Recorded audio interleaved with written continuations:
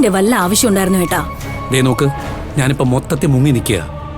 എങ്ങനെയെങ്കിലും ചേച്ചിയുടെയും ഭാനുവിന്റെ മനസ്സ് മാറ്റി ഈ കല്യാണം നടത്തിയില്ലെങ്കിൽ എല്ലാ പ്രതീക്ഷയും പോവും. ഇന്ന് വിഷുവാണ്. എന്തായാലും വീട്ടിൽ വന്ന് കയറുന്നവരെ ആരും ആട്ടിയിറക്കില്ല. എന്തായാലും നീ വാ, നമുക്ക് വരുന്നിടത്ത് വെച്ച് കാണാം.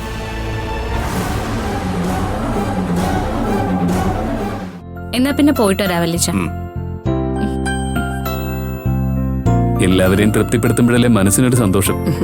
അത് അത്രേ ഉള്ളൂ മോനെ. ജയയുടെ ആഗ്രഹമല്ലേ, നിങ്ങൾ ചെല്ല്. പോകുന്ന വഴിക്ക് അമ്പലത്തിലൊന്ന് കയറി തൊഴുതേച്ച് പോകും. ശരി അമ്മ. ശരി. അപ്പോ ഞങ്ങൾ പോയിട്ട് വരാം. ശരി ശരി. പോട്ടോ.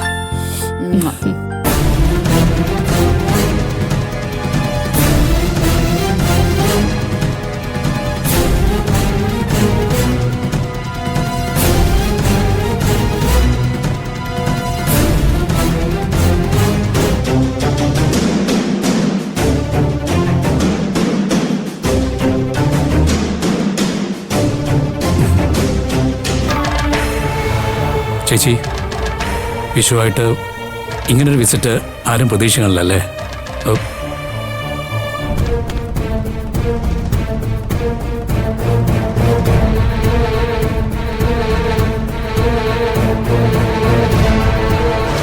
ബന്ധങ്ങൾ മുറിക്കാനുള്ളതല്ലല്ലോ ചേച്ചി, കൂട്ടി യോജിപ്പിക്കാനുള്ളതല്ലേ. അതുകൊണ്ടാണ് ഈ ദിവസം തന്നെ ഞങ്ങൾ വന്നത്.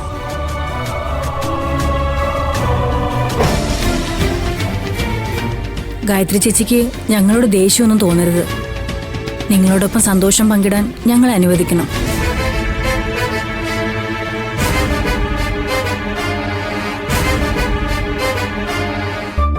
ഞാൻ മോഹനൻ, ഇത് രാജലക്ഷ്മി, എന്റെ ഭാര്യ.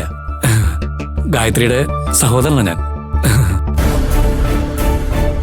എല്ലാവർക്കും പുതുവസ്ത്രമായിട്ടാണ് ഞങ്ങൾ വന്നിരിക്കുന്നത്. കഴിഞ്ഞെല്ലാം മറന്ന് ഇനിയെങ്കിലും ഒരു കുടുംബമായിട്ട് നമുക്ക് കഴിയാൻ ചേച്ചി.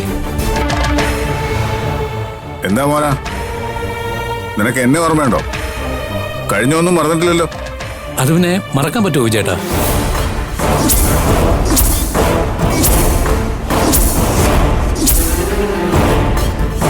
നിന്റെ ഈ വരവിന്റെ ഉദ്ദേശം എന്താണെന്ന് എനിക്ക് മനസ്സിലായി.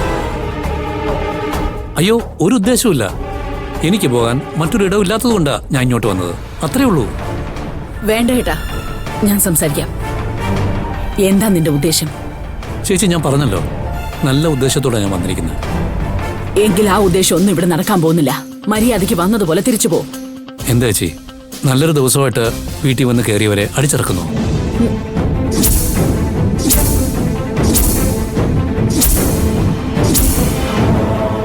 വിഷു ദിവസം ഞങ്ങൾക്കുള്ള ഐശ്വര്യം ഞങ്ങൾക്ക് ഇവിടെ തന്നെ ഉണ്ട്. നിങ്ങൾ പോവാൻ നോക്ക്. നോക്കണ്ട, ഭാവന പറഞ്ഞ ഞങ്ങളുടെ ഐശ്വര്യം തന്നെയാണ് ഈ നിൽക്കുന്ന വെല്ലിച്ചനും വെല്ലിമ്മയും സൂര്യയും.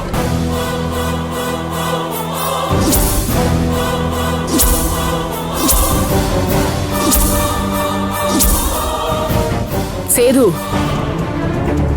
ഇവനോടൊന്നും പറഞ്ഞ് ബോധ്യപ്പെടുത്തുന്ന കാര്യമൊന്നും നമുക്കില്ല. ഞാൻ ഈ അവതാരങ്ങളെ ആദ്യമായിട്ടാ കാണുന്നത്. എന്നാലും നിങ്ങളുടെ തൊലിക്കട്ടി സമ്മതിക്കാതിരിക്കാൻ പറ്റില്ല. വീടും കാറും ഒക്കെ സ്ത്രീധനം ചോദിച്ചിട്ട് വന്ന് നിൽക്കുന്ന നിപ്പ് കണ്ടില്ലേ?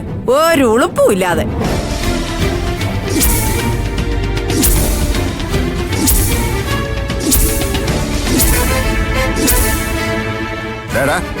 പണ്ടെന്റെ അനിയനെ നീ തല്ലിയൊന്നും ഞാൻ മറന്നിട്ടില്ല. അന്നേ നിനക്ക് ഓങ്ങി വെച്ചതാ.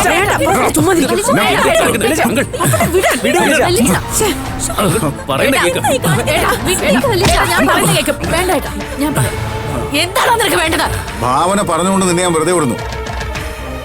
ഞാൻ തെറ്റുകാരനാ, അത് ഞാൻ സമ്മതിച്ചു. അതിനെല്ലാം ഞാൻ എത്ര പ്രാവശ്യം പശ്ചാത്തപിച്ചിട്ടുണ്ട്. നിന്റെ പ്രസംഗം ഒന്നും ഇവിടെ ആർക്കും കേൾക്കണ്ട. മര്യാദയ്ക്ക് നീ കൊണ്ടുവന്ന് എടുത്തോണ്ട് പൊക്കോ. ചേച്ചി, ഇല്ല എന്നുണ്ടെങ്കിൽ ഇപ്പൊ ഏട്ടൻ ബാക്കി വെച്ച എന്താന്ന് വെച്ചാൽ നീ വാങ്ങിക്കും. അമ്മ,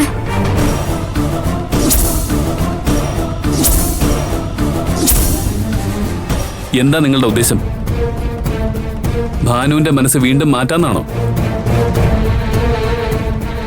എന്നാൽ അത് നടക്കില്ല. നിങ്ങൾ ചെല്ല്.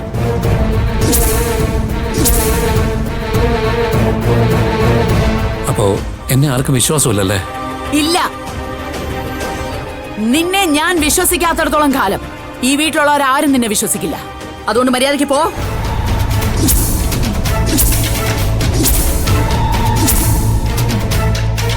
ചേച്ചി ഇത് പിടിച്ചേ. ഡോ, തനിക്കെന്താ പറഞ്ഞാൽ മനസ്സിലാകത്തില്ലേ? ഞാൻ അതെല്ലാം കൂടെ എടുത്ത് എറിയണം. പിന്നെ എന്താടാ ആന്റി, നല്ലൊരു ദിവസമായിട്ട് ഒരു പ്രശ്നം ഉണ്ടാക്കാൻ താല്പര്യം ഇല്ലാത്തോണ്ട് പറയാ. പിടിക്കേ. എന്നിട്ട് നിങ്ങൾ രണ്ടുപേരും മടങ്ങി പോവാൻ നോക്ക്. പിടിക്കാൻ. വെറുതെ നിങ്ങൾ രണ്ടുപേരും കൂടി ഞങ്ങളുടെ സന്തോഷം കൂടി കെടുത്തരുത്. ഞാൻ ആദ്യമേ പറഞ്ഞത് ഇതൊന്നും വേണ്ടാന്ന്. ഓഹോ, അപ്പൊ നിനക്ക് ബുദ്ധിയുണ്ടല്ലേ? പക്ഷെ ഇവൻ അതില്ല. വന്നിരിക്കുന്നു പുതിയ ഡ്രസ്സും കൊണ്ട്. പിന്നെ ഞങ്ങളിവിടെ തുണി കൊടുക്കാതല്ലേ ജീവിക്കുന്നത്. ഭാവന, ഇവരോടൊന്നും ഇങ്ങനെയല്ല സംസാരിക്കേണ്ടത്. ആട്ടി ഇറക്കണം. നിനക്ക് വേഗം ഞാൻ കാണിച്ചു തരാം. ഛീ, ഇറങ്ങടാ. ഇനി അടിയും കൂടെ കിട്ടിയാലേ വരുമെന്നുണ്ടോ?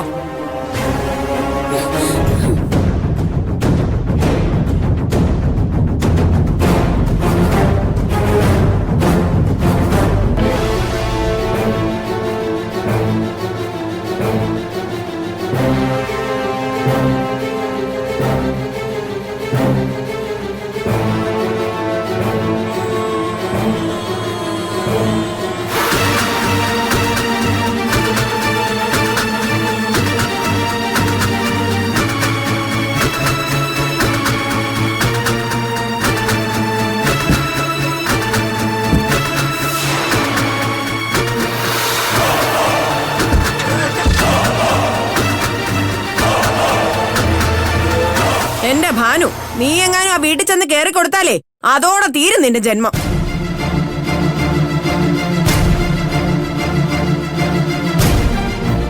അവൾ അത്രയ്ക്ക് മണ്ടിയല്ല വല്യമ്മേ. അതവർക്ക് മനസ്സിലായതുകൊണ്ടാ വീണ്ടും അടവുമായിട്ട് വന്നത്. അവന്റെ ഒരു പ്ലാനും ഇനി നടക്കത്തില്ല.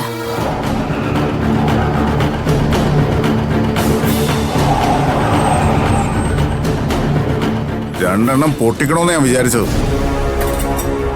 എങ്കിൽ പിന്നെ നിങ്ങൾ ഇറങ്ങും മക്കളെ. ഈ ഒരു അവസ്ഥയിൽ ഭാവന വരുന്നില്ലെങ്കിൽ വേണ്ട. അല്ല, അങ്ങനെ അത് വേണ്ട. ഇവിടെ ഒരു അവസ്ഥയില്ല.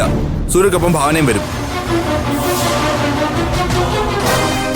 അമ്മേ, എനിക്ക് സേതുവേട്ടനെ മനസ്സിലാവുന്നില്ല. മനസ്സിലാക്കിയത് മതി മോളെ. നീ പറയുന്ന കേൾക്ക്. സൂര്യയോടൊപ്പം ചെല്ലാൻ നോക്ക്.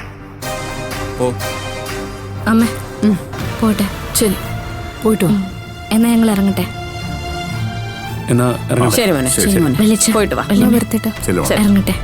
വാ, ഞാൻ കൊണ്ടാക്കട്ടെ.